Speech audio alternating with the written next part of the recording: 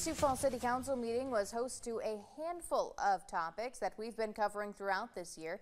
Take a listen to what was said when addressing the Mercato building. This has been potentially the most difficult spot in the city of Sioux Falls the last 20 to 25 years. Just looking at police call volume, other things, revitalization renewal is critical in this neighborhood.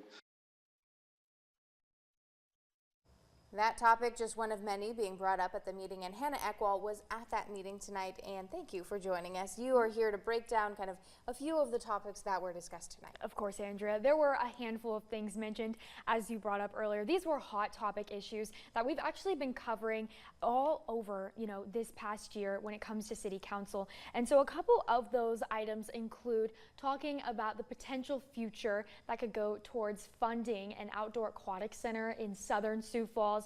That was something that was voted on. It's about $500,000 of funds just to get the ball rolling and make the project go by a little bit quicker. So that was the first thing they did end up talking about today. And then there was also discussion about rezoning along the 11th Street area. Tell us more about that. Yes. So as you heard the council member talking earlier, that is an area where the Mercato building sits. And this is an area that has seen very heavy traffic when it comes with police calls, drugs, addiction. And so they're using this building now to put in implementations from the Southeastern Behavioral Health. And this project, in the start of City Council, they offered this $1 million grant that's going to kind of help them with the building. And then the rezoning is that second portion that goes in with that, where they're able to make it where it's office space as well as residential living.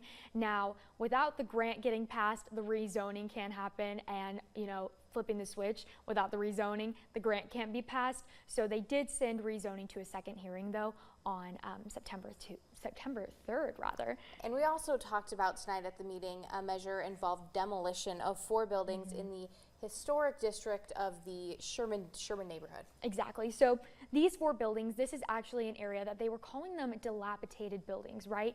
And so these are buildings, you pass them, they're boarded up with, with cardboard and wood to keep people out essentially. And people who were making public comment tonight were saying it's an eyesore. Why haven't we done this sooner? So pretty much Trade Ministries is going to go in without any city funding to tear these down. We did see that City Council approve this measure to demolish those buildings, and then they're also going to work together with different measures that was proposed in a previous City Council meeting to make sure those historic buildings get the correct preservation that's needed. And that's what I was going to ask last, is how the historic part of it plays into that. Exactly. So this was actually something that had been put off from a previous City Council meeting back at the beginning of August.